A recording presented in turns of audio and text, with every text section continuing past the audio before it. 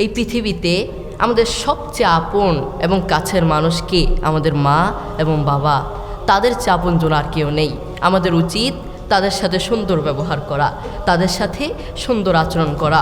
বন্ধু, আমি তোমাকে বলতে চাই, সবসময় মায়ের পাশে থাকার চেষ্টা করবা, মায়ের খেদমত করার চেষ্টা করবা, মাকে সহযোগিতা করার চেষ্টা করবা। কখনো একটা কাজ করবা না, সেই কাজটা কি? সেই কাজটা হচ্ছে কখনো মায়ের বদদুয়া নেওয়ার চেষ্টা করবা না। বন্ধু মনে রেখো, দোস্ত মনে রেখো, মায়ের বদদুয়া নিয়েছ মানে তোমার পুরো লাইফ নষ্ট হয়ে যাবে, পুরো জীবন নষ্ট হয়ে যাবে।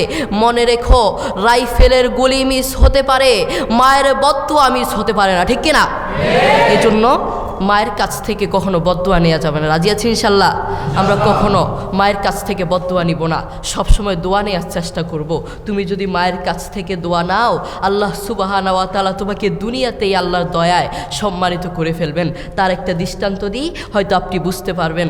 মুহাম্মদ সাল্লাল্লাহু আলাইহি ওয়াসাল্লাম একবার ওমর রাদিয়াল্লাহু তাআলা আনহুকে ডেকে বললেন, শোনো ওমর, হজ করতে ওয়াইস কারনী নামক একজন ব্যক্তি আসবে, তুমি তার কাছে দোয়া চেও।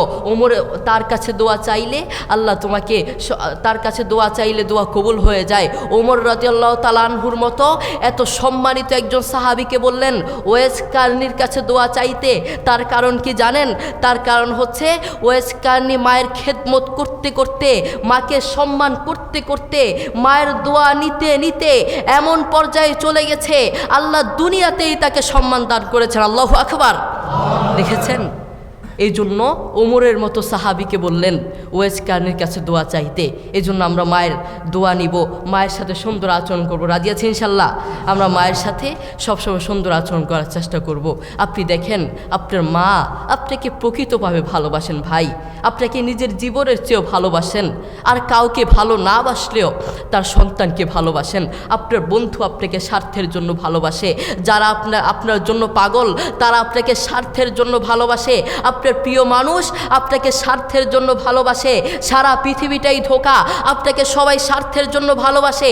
আপনার প্রতিবেশী আপনার কাছে আসবে স্বার্থের জন্য, আপনার প্রিয় মানুষ আপনার কাছে আসবে স্বার্থের জন্য, আপনার ভালোবাসার মানুষ আপনার কাছে আসবে শুধুমাত্র স্বার্থের জন্য। সারা পৃথিবীটাই ধোঁকা ধোঁকা, সারা পৃথিবীটা আপনার থেকে নিতে চায়, কিন্তু আপনার মা আপনাকে নিজের জীবনের চেয়েও ভালোবাসে, কিন্তু সেটা আপনি জানেন না। করোনা হওয়ার পরে, করোনার কথা মনে আছে? করোনা হওয়ার পরে আপনারা দেখেছেন, বন্ধুর কাছে যায় নাই, প্রতিবেশী আরেক প্রতিবেশীর কাছে যায় নাই, স্বামী স্ত্রীর কাছে যায় নাই। করোনা হওয়ার পরে বন্ধুর কাছে যায় নাই, বান্ধবীর কাছে যায় নাই, এক বন্ধু আরেক বন্ধুর কাছে যায় নাই, প্রতিবেশীর কাছে যায় নাই। কিন্তু এখন এই ইতিহাসের পাতা খুললে দেখা যায়, এখন এই ইতিহাস সাক্ষী আছে, মা তার ছেলেকে কাঁধে করে হাসপাতালে নিয়েছে। করোনা হওয়ার পরে বাবা তার ছেলেকে কাঁধে করে হাসপাতালে নিয়েছে।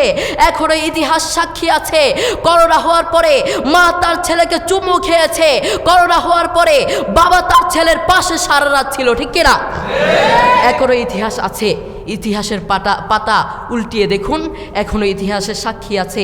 আপনার মা আপনাকে নিজের জীবনের চেয়েও ভালোবাসেন, কিন্তু সেই মায়ের প্রতি আপনার কোনো ভালোবাসা নেই, সেই বাবার প্রতি আপনার কোনো ভালোবাসা নেই। আপনি নাফরমান, আপনি কত বড় নাফরমান, আপনি নিজেকে প্রশ্ন করুন, আপনি কত বড় নাফরমান। আমি যদি তোমাকে প্রশ্ন করি, আজ সারাদিন তুমি কার জন্য বেশি দোয়া করেছ? তুমি বলবা। তোমাকে যদি প্রশ্ন করি মায়ের জন্য কয়বার দোয়া করেছ? তুমি বলবা একবারও মায়ের জন্য দোয়া করতে পারি নাই। আমি যদি তোমাকে প্রশ্ন করি আজ সারাদিন কয়বার, আজ একটা মাস চলে গিয়েছে, যারা মা আছেন বাবা আছেন আপনাদের সন্তানদেরকে ডেকে প্রশ্ন করবেন, বাবা আজ তো একটা মাস চলে গেল, আজ তো একটা বছর চলে গেল, কয়েকটা বছর চলে গেল, তুমি বলো তুমি কার জন্য দোয়া করেছ? তোমার মা আমি আমার জন্য দোয়া করেছ? তোমার বাবা আমি আমার জন্য দোয়া করেছ? সন্তান কি বলবে জানেন? আমি মা দুঃখের বিষয়, আপনার জন্য আমি দোয়া করতে পারি নাই, বাবা আপনার জন্য আমি দোয়া করতে পারি নাই। কি সন্তান আপনি জন্ম দিলেন, যেই সন্তান আপনার জন্য দোয়া করতে পারে না, ওটা সন্তান হতে পারে না। ওটার মতো নাফরমান আসমানের নিচে জমিনের উপরে আর একটা হতে পারে না, ঠিক কিনা? যেই সন্তান তার মায়ের জন্য দোয়া করতে পারে না, ওটা কিসের সন্তান হলো? এই জন্য আমরা সবসময় মায়ের খেদমত করার চেষ্টা করব, মায়ের কাছ থেকে দোয়া নেওয়ার চেষ্টা করব।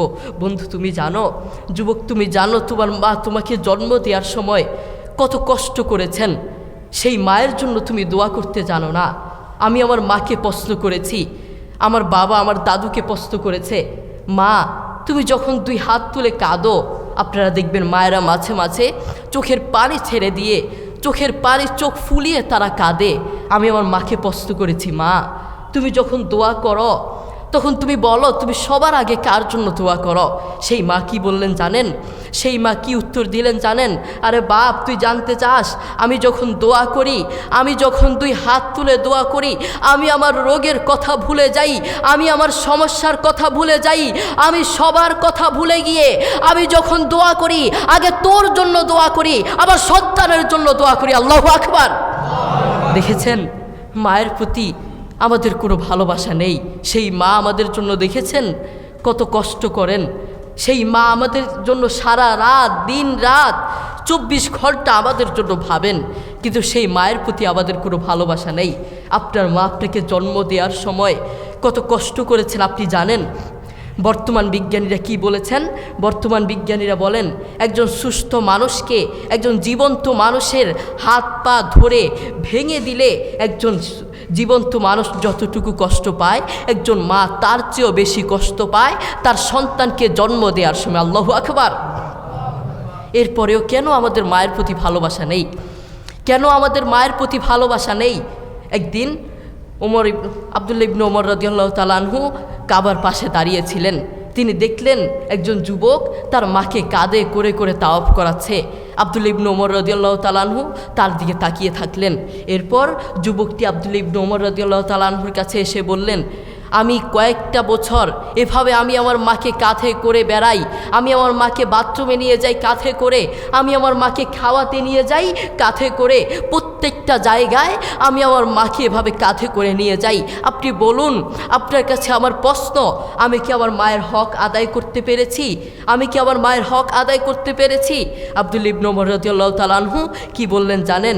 তোমার মা তোমাকে জন্ম দেওয়ার সময় কয়েক হাজার কষ্টের নিঃশ্বাস ছেড়েছে। তুমি যদি সেই কয়েক হাজার কষ্টের নিঃশ্বাস থেকে একটি কষ্টের নিঃশ্বাসের হক আদায় করার জন্য কিয়ামত পর্যন্ত তোমার মাকে এভাবে কাঁধে করে বয়ে বেড়াও, কিয়ামত পর্যন্ত একটা কষ্টের নিঃশ্বাসের হক আদায় করতে পারবে না। আল্লাহু আকবার। দেখেছেন মা আমাদের জন্য কত কষ্ট করেছেন। নিজের জীবনের চেয়ে তার সন্তানেরকে ভালোবাসেন। অন্য কারো দিকে না তাকালেও নিজের সন্তানের দিকে তাকান। তবুও বহু কুলাঙ্গার সন্তান তার মাকে ঘর থেকে বের করে দেয়, বহু কুলাঙ্গার সন্তান তার মায়ের উপর আঘাত করে থাকে।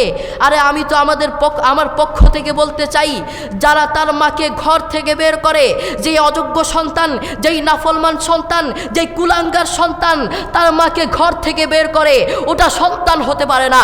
আসমানের নিচে জমিনের উপরে ওই সন্তানের মতো নাফরমান আর কে হতে পারে? যেই সন্তান তার মাকে ঘর থেকে বের করে দেয়, তার মতো নাফরমান আর কে হতে পারে?